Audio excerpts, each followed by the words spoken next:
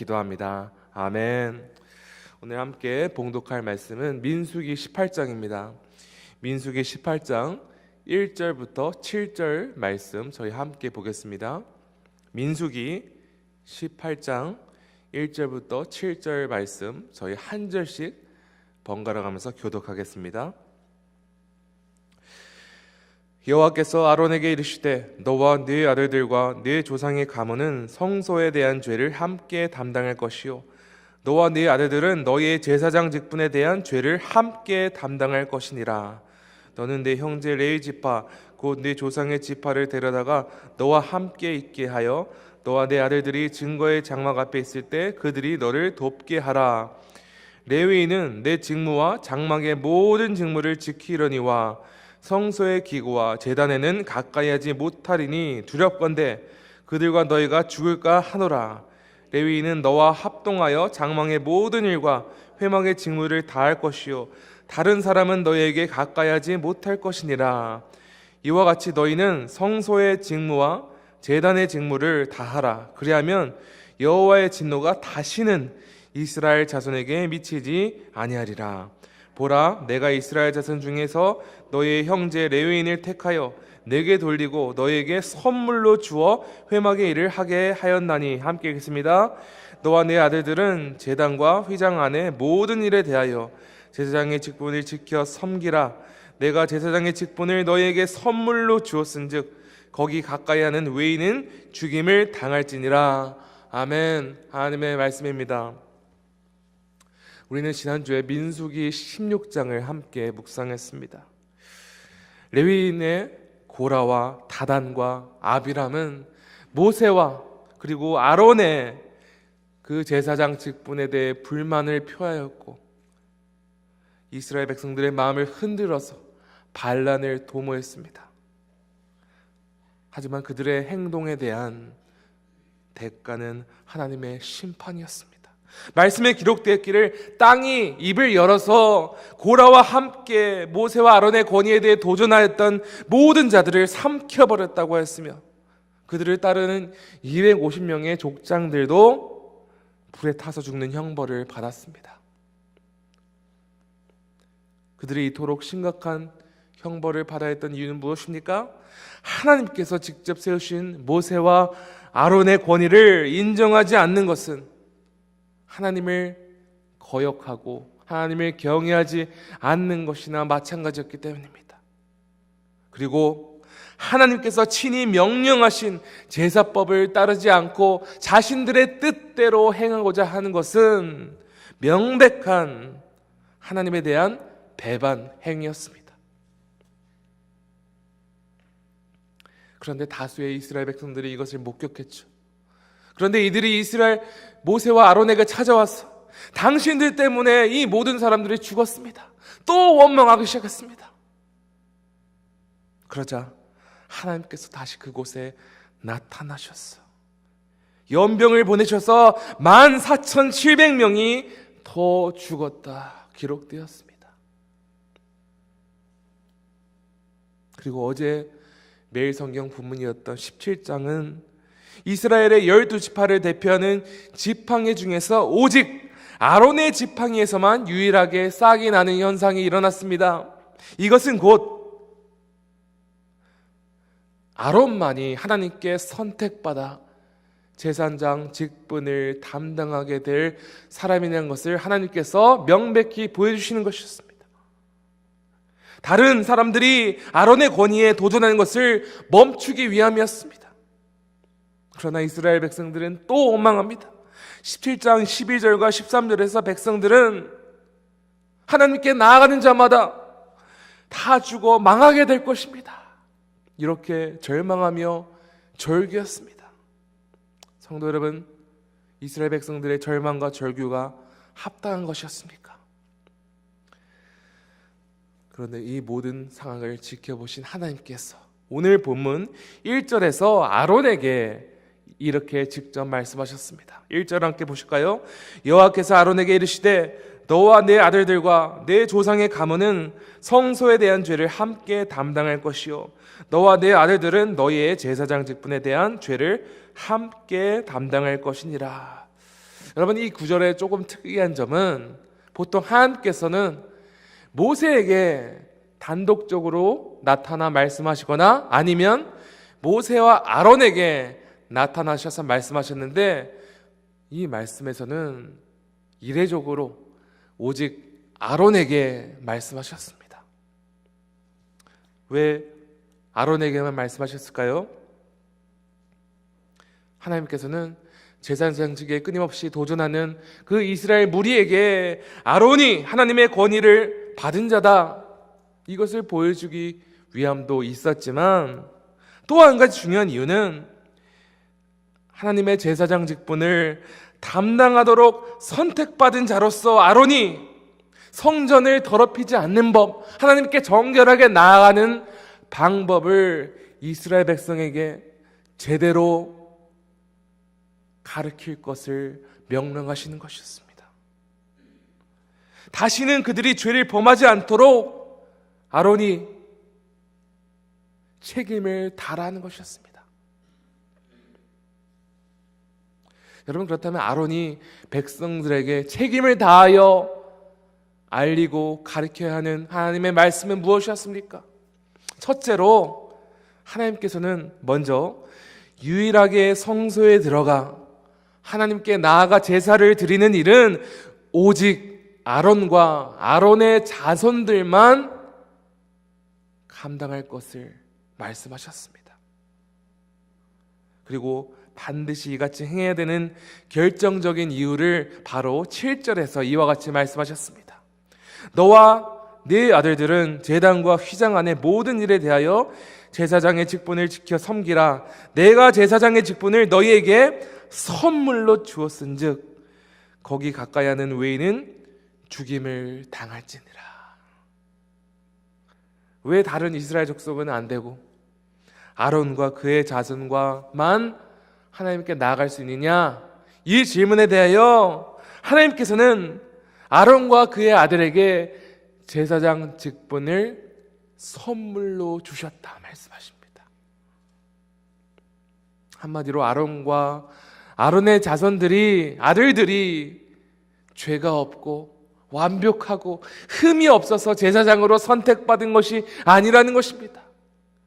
이스라엘 민족들은 왜 어째서 저렇게 흠이 많고 저렇게 약점이 많은 사람이 제사장 직분을 담당할 수 있느냐? 우리도 할 수 있다. 이 말씀에 이렇게 주장하였는데요, 하나님께서는 오직 선물로 이 직분을 담당하도록 선택받았다는 것입니다. 하나님의 뜻이라는 것입니다.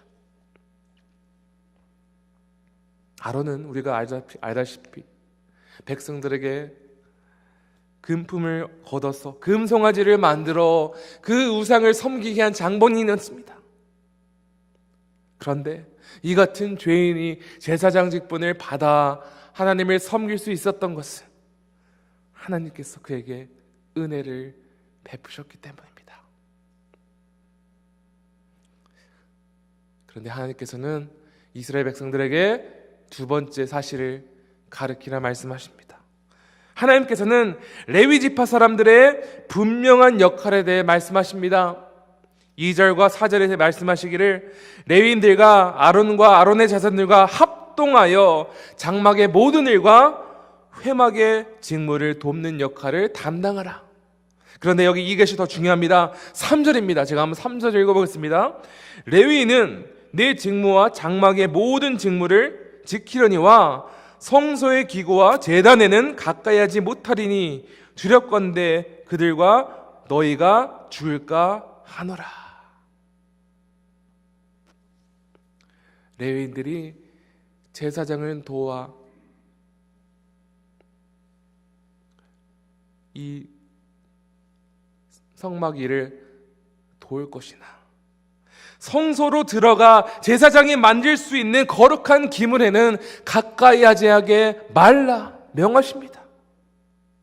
왜냐하면 그들이 함부로 하나님께 다가간다면 그들도 죽을 것이며, 또한 이들에게 제대로 가르치지 못한, 그 책임을 다하지 못한 제사장 또한 죽음을 면치 못하리라 말씀하십니다. 그리고 5절에서 말씀하시기를 이와 같이 하나님의 말씀을 잘 지키고 수행하면 여호와의 진노가 다시는 이스라엘 자손에게 미치지 아니하리라 약속하셨습니다. 다시 한번 정리해드리면 첫 번째로 하나님께서는 오직 아론과 그의 자손들만 하나님께 나아갈 수 있다고 말씀하셨습니다. 오직 선물로 그 직분을 받았다. 두 번째로 아론과 자손들 외에 다른 사람들은 거룩한 성기구 앞에 하나님 앞에 나아갈 수 없다.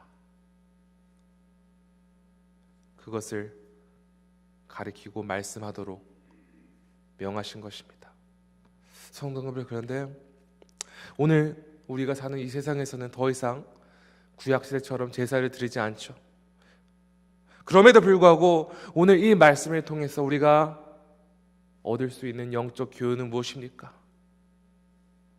이 말씀이 우리 믿음 생활과 전혀 관계가 없는 것처럼 보여도 오늘 말씀은 오늘 우리 믿음 생활에 있어서 굉장히 중요한 말씀입니다. 오늘 이 말씀을 통해서 우리가 얻을 수 있는 두 가지 영적 진리를 나누기 원합니다. 첫 번째로 우리는 오직 우리를 위하여 대제사장 되시는 예수님을 통해서만 은혜로 하나님께 나아갈 수 있다는 사실입니다. 오직 예수님을 통해서만 하나님께 나아갈 수 있습니다. 히브리서 4장 15절과 16절입니다. 우리에게 있는 대제사장은 우리의 연약함을 동정하지 못하실 리가 아니요 모든 일에 우리와 똑같이 시험을 받으신 이로되 죄는 없으시니이다. 그러므로 우리는 긍휼하심을 받고 때를 따라 돕는 은혜를 얻기 위하여 은혜의 보좌 앞에 담대히 나아갈 것이니라. 아론 같은 경우는 하나님께 은혜를 받아 그 직분을 맡아 하나님께 나아가 제사를 드렸지만 우리에게는 영원한 대제사장이 계십니다. 죄가 없으시고 하나님께 온전히 나아갈 수 있는 예수님으로 말미암아 우리가 하나님께 나아가는 권세가 주어졌다는 것입니다. 예수님의 이름을 믿고 예수님을 구주로 모시고 우리의 중보자 되시는 예수님을 말미암아 우리가 하나님께 나아갈 수 있다는 것, 이것이 바로 오늘 말씀을 통해 우리가 얻는 첫 번째 영적 교훈입니다. 그런데 두 번째로 우리는 하나님께 택함 받은 제사장 나라임을 기억해야 합니다. 베드로전서 2장 9절입니다. 그러나 너희는 택하신 족속이요 왕같은 제사장들이요 거룩한 나라요 그의 소유가 된 백성이니 이는 너희를 어두운 데서 불러내어 그의 기이한 빛에 들어가게 하신 이의 아름다운 덕을 선포하게 하려 하심이라. 우리는 단지 어둠의 권세에서 구원받았음을 알고 가만히 있어서는 안 된다는 것입니다. 하나님께서는 이스라엘을 선택하셔서 그들을 제사장 나라로 삼으셔서 모든 열방을 향하여 너희가 복이 되리라, 하나님의 영광 돌리는 모습을 너희가 온 열방에게 보이리라 말씀하신 것처럼 하나님의 소유가 된 백성으로서 예수님으로 말미암아 하나님께 은혜로 나아갈 수 있게 된 백성으로서 반드시 모든 민족에게 복음을 선포해야 한다고 말씀하시는 것입니다. 우리가 그 제사장 역할을 감당해야 한다는 것입니다. 예수님은 자신을 믿고 따르는 제자들에게 이와 같이 중대한 사명, 즉 모든 그리스도를 향하여 이 명령을 주셨습니다. 마태복음 28장 19절부터 20절입니다. 그러므로 너희는 가서 모든 민족을 제자로 삼아 아버지와 아들과 성령의 이름으로 침례를 베풀고 내가 너에게 분부한 모든 것을 가르쳐 지키게 하라. 우리가 모든 민족에게 가서 그들 제자로 삼아야 되는 일은 해도 되고 안 해도 되고 이것이 아닙니다. 혹은 목회자와 선교자만 하는 일이 아닙니다. 예수님의 구주로 믿고 예수님의 구주로 따르는 사람이라면 모두 다 모든 민족에 가서 제자를 삼고 예수께서 분부한 모든 것, 즉 길이요 진리요 생명이신 예수님으로 말미암고는 하나님 아버지께 나아갈 자가 없다. 이 사실을 알려줘야 하는 의무를 가지고 있다는 것입니다. 왜 수많은 그리스도인들은 예수님께 이와 같은 중대한 임무, 명령을 받았음에도 우리 주변 이웃들이 잘못된 진리를 쫓아가는 것을 보고 가만히 있습니까? 왜 방관자가 되고 있습니까? 사도 바울은 자신이 복음을 전한 이유에 대해서 이렇게 말합니다.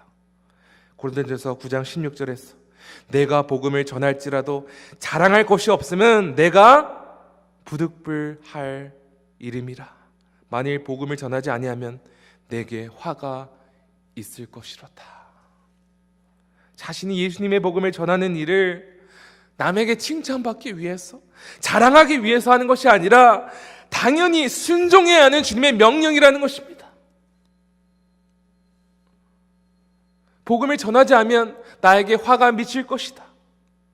즉 복음으로 구원을 받았다면 다른 영혼들도 그 복음을 듣고 하나님께 올바르게 나아갈 수 있는 길을 알려줘야 한다는 것입니다. 이것이 바로 그리스도인이 살아야 하는 삶이라는 것이죠. 성도 여러분, 우리 주변에 예수님을 모르는 민족들이 참 많죠. 그런데 하나님께서는 우리에게 하나님께로 나아갈 길 되시는 예수님을 선포할 것을 말씀하셨습니다. 이 진리를 듣고 반응할 백성들이 너무나 많은데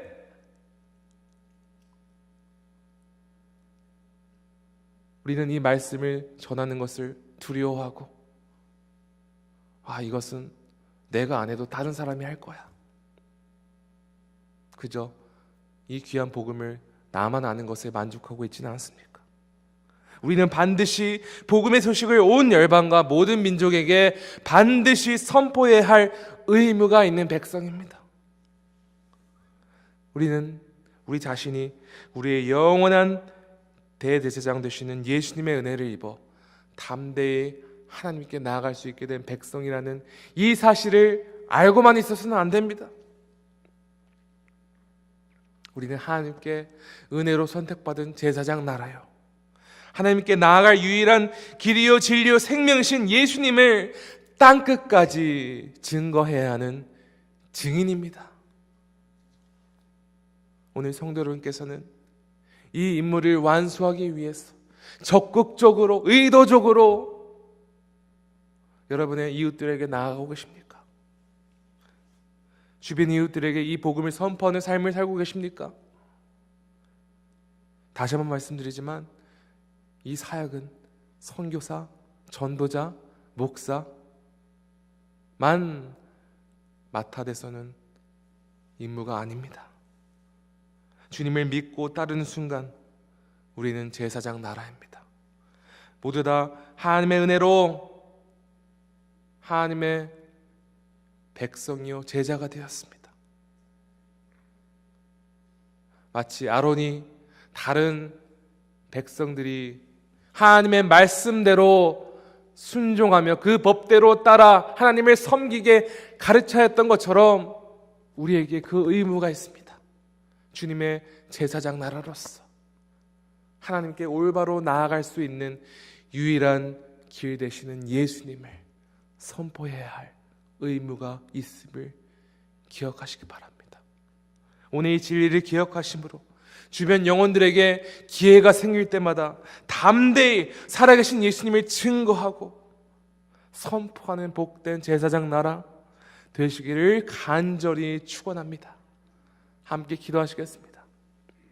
하나님 아버지 감사합니다. 주님, 우리는 오직 은혜로 말미암아 하나님께로 나아갈 수 있게 된 백성입니다. 주님, 한때는 절망적이고 아무런 소망이 없던 우리에게 그 복음의 은혜를 주심을 감사합니다. 예수님이 우리에게 보내주심을 감사합니다. 아버지, 우리가 이 복음의 사실을 그저 알고 우리만 이 복을 누리는데 멈추지 않기를 원합니다. 주께서는 우리에게 분명히 명령하셨습니다. 땅끝까지 하나님께로 나아갈 수 있는 길이요 진리요 생명이신 예수님을 증거하라고 우리에게 말씀하셨습니다. 주님, 오늘 우리 주변에 이 진리를 모르고 이 진리를 거부하고 자신만의 길을 향하고 거짓된 진리를 쫓아가는 영혼들이 너무나 많습니다. 주님, 우리가 이들을 긍휼히 여김으로, 또한 이들이 우리와 아무런 상관이 없다 생각하는 것이 아니라 하나님께서 우리에게 붙여진 백성들로 여기고 기회가 될 때마다 담대히 예수님을 증거하고 선포하는 거룩한 나라 되게 하여 주시옵소서. 주님, 이 임무를 감당하게 할 하나님을 찬양하고 영광 돌리며 이 모든 말씀 우리 구주 예수 그리스도 이름으로 기도합니다. 아멘. 하늘에 계신 우리 아버지여, 이름이 거룩히 여김을 받으시오며 나라가 임하시오며 뜻이 하늘에서 이루어진 것 같이 땅에서도 이루어지이다. 오늘 우리에게 일용할 양식을 주시옵고 우리가 우리에게 죄 지은 자를 사하여 준 것 같이 우리 죄를 사하여 주시옵고 우리를 시험에 들게 하지 마시옵고 다만 악에서 구하시옵소서. 나라와 권세와 영광이 아버지께 영원히 있사옵나이다. 아멘. 계속해서 기도하시겠습니다.